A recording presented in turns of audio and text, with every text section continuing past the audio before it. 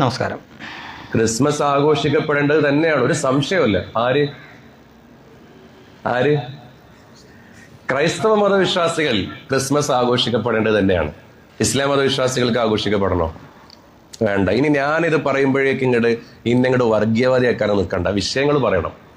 ഒരു ഉദാഹരണം ഞാൻ പറയാം. രണ്ട് സുഹൃത്തുക്കൾ, ഒരാൾ കോൺഗ്രസ്സുകാരനും ഒരാൾ കമ്മ്യൂണിസ്റ്റുകാരെന്ന് എഴുതിക്കോളൂ, പെട്ടെന്ന് മനസ്സിലാകാൻ പറയാം. കോൺഗ്രസ്സുകാരനായ ഈ മനുഷ്യൻ കമ്മ്യൂണിസ്റ്റുകാരനായ ഈ മനുഷ്യരുടെ നല്ല ബന്ധമാണ്. ഒരുമിച്ചാണ് യാത്ര, ഒരുമിച്ചാണ് കിടത്തം, ഒക്കെ ശരിയാ. പക്ഷെ ഇയാൾ യഥാർത്ഥ കോൺഗ്രസിന്റെ അനുഭാവിയാണെങ്കിൽ ഇയാൾ കമ്മ്യൂണിസ്റ്റിന്റെ യോഗത്തിൽ പോയി പങ്കെടുക്കുമോ? കമ്മ്യൂണിസ്റ്റിന്റെ സ്ഥാനാർത്ഥിനെ വിജയിപ്പിക്കാനുള്ള പണിയെടുക്കുമോ? അങ്ങനെ ഉള്ളിലൂടെയൊക്കെ പണിയെടുത്താൽ അതിനെന്താ നമ്മുടെ നാട് വിളിക്കല്? അപ്പൊ അവിടുത്തെ നേതാക്കൾ കൃത്യമായിട്ട് പറയും, നിങ്ങൾ അതിന് പണിയെടുക്കാൻ പാടില്ല, നിങ്ങൾ പാർട്ടിയിൽ മാത്രം ഉറച്ചു നിൽക്കണം, മറ്റേ പാർട്ടിനെ സഹായിക്കാൻ പാടില്ല. അത് പറഞ്ഞു കഴിഞ്ഞാൽ പാർട്ടിയുടെ നിലപാട്. മതപണ്ഡിതന്മാർ പറയാണ്, നിങ്ങൾ ഇസ്ലാമിന്റെ വിശ്വാസങ്ങളെ അനുസരിച്ച് നിൽക്കണം, മറ്റു മതവിശ്വാസങ്ങളിൽ നിങ്ങൾ അമിതമായി പങ്കെടുക്കാൻ പാടില്ല എന്ന് പറഞ്ഞാൽ വർഗീയത. എവിടുത്തെ ന്യായത്? ഇത്തവണ കണ്ടില്ലല്ലോ എന്ന് ആലോചിച്ചുകൊണ്ടിരിക്കുകയായിരുന്നു. ഇള്ളോളം താമസിച്ചെങ്കിലും വന്നല്ലോ. എല്ലാ തവണത്തെയും പോലെ തന്നെ ക്രിസ്മസ് മുസ്ലിങ്ങൾ ആഘോഷിക്കരുത്. ഇത്തവണ കുറച്ചുകൂടി വെറൈറ്റി ആയിട്ടുള്ളൊരു ക്യാപ്സൂളാണ് പുള്ളി ഇറക്കിയിരിക്കുന്നത്. മതങ്ങൾ രാഷ്ട്രീയ പാർട്ടികളെ പോലെയാണ് എന്നാണ് പറഞ്ഞു വെച്ചിരിക്കുന്നത്. അതായത് കമ്മ്യൂണിസ്റ്റുകാരുടെ ഒരു പരിപാടിക്ക് കോൺഗ്രസ്സുകാർ ചെല്ലുമോ, കോൺഗ്രസ്സുകാരുടെ ഒരു പരിപാടിക്ക് കമ്മ്യൂണിസ്റ്റുകാർ ചെല്ലുമോ, അങ്ങനെ ചെന്നാൽ മറ്റുള്ളവർ എന്ത് പറയും, ഇതൊക്കെ വെച്ചിട്ടാണ് ഇയാൾ ഇതിനെ താരതമ്യപ്പെടുത്താൻ നോക്കിയിരിക്കുന്നത്. അതുപോലെ തന്നെയാണ് മതങ്ങളും. അവനവൻ്റെ ഇതിൽ മാത്രം പങ്കുകൊണ്ടാൽ മതി, മറ്റൊരുത്തിൻ്റെ പങ്കുകൊള്ളേണ്ട കാര്യമില്ല എന്നൊക്കെ പറയുന്ന ഉസ്താദ് പക്ഷേ ഒരു കാര്യം പറയുന്നില്ല. ഇഫ്താർ വിരുന്ന് അന്യമതസ്ഥർ സംഘടിപ്പിക്കുമ്പോൾ അതിൽ പോയി പങ്കെടുക്കാമോ, അല്ലെങ്കിൽ മുസ്ലിങ്ങൾ സംഘടിപ്പിക്കുമ്പോൾ അതിൽ മറ്റുള്ളവരെ പങ്കെടുപ്പിക്കാമോ എന്നതിനെപ്പറ്റി ഒന്നും പറയുന്നില്ല. മുമ്പും ഇവരെ പറ്റിയുള്ള പ്രധാന ആരോപണം incoming only, no outgoing എന്നായിരുന്നു. എല്ലാം ഇങ്ങോട്ട്, എല്ലാം ഞങ്ങൾക്ക്, ഒന്നും അങ്ങോട്ടില്ല എന്നതാണ്. അത് തന്നെയാണ് അയാൾ മറ്റൊരു രീതിയിൽ ക്യാപ്സൂൾ ഇറക്കി ഇതിലൂടെ ന്യായീകരിക്കാൻ നോക്കിയത്.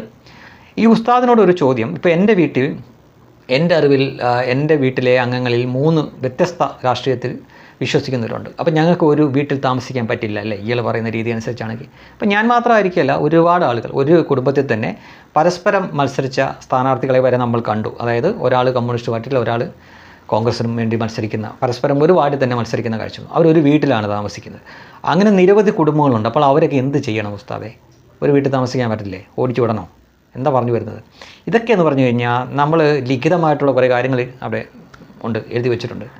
അതല്ല, മനുഷ്യത്വം, മാനവികത എന്നൊക്കെ പറഞ്ഞൊരു സംഗതിയുണ്ട്. ഇതാണ് നമ്മൾ ആത്യന്തികമായിട്ട് നോക്കുന്നത്. നമുക്ക് യാതൊരു ഉറപ്പുമില്ലാത്ത സങ്കല്പത്തിലുള്ള സ്വപ്ന ലോകത്തുള്ളൊരു സ്വർഗം കിട്ടാൻ വേണ്ടിയിട്ടല്ല ജീവിക്കേണ്ടത്. നമ്മൾ ഭൂമിയിൽ സ്വർഗം നമ്മളെക്കൊണ്ട് എങ്ങനെ പണിയാൻ പറ്റുമെന്നാണ് നമ്മൾ ഓരോ മതസ്ഥരും ചിന്തിക്കേണ്ടത്. അപ്പോൾ ഇത് പറയുമ്പോൾ മുസ്ലിമിലെ ഒരു ഉസ്താദ് അല്ലെങ്കിൽ മൗലവിയെ മാത്രമല്ല ഞാൻ കുറ്റപ്പെടുത്തുന്നത്. ഇതേ ചിന്താഗതി ഏതെങ്കിലും ഹിന്ദുവിനുണ്ടെങ്കിൽ അയാൾക്കും ഇത് ബാധകമാണ്. ഇതേ ചിന്താഗതി ഏതെങ്കിലും ക്രിസ്ത്യാനിക്കുണ്ടെങ്കിൽ അയാൾക്കും ഇത് ബാധകമാണ്. ഇപ്പം നമ്മൾ ഒരു പള്ളിയിൽ പോയി അവരുടെ ആരാധനയുടെ ഓരം പറ്റി നിന്നാൽ നമ്മൾ പ്രാർത്ഥിക്കണമെന്നില്ല. അതിനെ നിന്ദിക്കാതിരിക്കുക, വന്നിച്ചില്ലെങ്കിലും. ഇതൊന്നും ആരെയും ദ്രോഹിക്കുന്ന കാര്യമില്ല, ആർക്കും ഉപദ്രവം ഉണ്ടാകുന്ന കാര്യമല്ല. അതിന് പകരം പോകരുത്, അത് ശിർക്കാണ്, അങ്ങനെ പങ്കെടുക്കാൻ പാടില്ല എന്ന് പറയുമ്പോൾ തന്നെ നിങ്ങൾ ആത്യന്തികമായി അല്ലാതായിത്തീരുന്നു. അതാണ് അവിടുത്തെ വ്യത്യാസം എന്ന് പറയുന്നത്. നിങ്ങൾക്ക് ഈ പറയുന്ന പോലെ ഇതെല്ലാം പാലിച്ച് മേളിച്ചെന്നാലും ഒരു മണ്ണാങ്കൊട്ടേ നിങ്ങൾക്ക് കിട്ടാൻ പോണില്ല.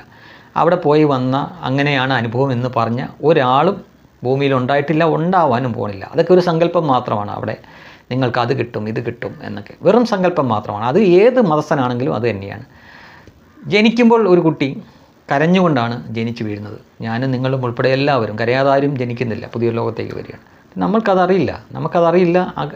തീർച്ചയായിട്ടും വേദനിച്ചിട്ടായിരിക്കുമല്ലോ കരയുന്നത്. പുതിയൊരു സ്ഥലത്തേക്ക് വരുന്നു, പ്രകാശം ആദ്യമായിട്ട് കണ്ണിലടിക്കുമ്പോൾ വേദനിക്കും, മറ്റൊരു പ്രതലത്തിലേക്ക് വരുമ്പോൾ വേദനിക്കും, അല്ലെങ്കിൽ ഭൂമിയിലേക്ക് വന്ന് ഓക്സിജൻ അല്ലെങ്കിൽ ഇവിടുത്തെ വായു നമ്മളെ സ്പർശിക്കുമ്പോൾ വേദനിക്കും. പക്ഷേ ഇതൊന്നും നമുക്കറിയില്ല. നമുക്ക് ഈ വേദനയും വികാരങ്ങളും ഒക്കെ അറിയുകയും പിന്നീട് അത് നമ്മുടെ തലച്ചോറ് ഫീഡ് ചെയ്യാൻ തുടങ്ങുന്നത് ഒരു 5-6 വയസ്സിനൊക്കെ ശേഷമാണ്. അതിന് മുന്നുള്ള കാര്യം പോലും നമുക്കറിയില്ല.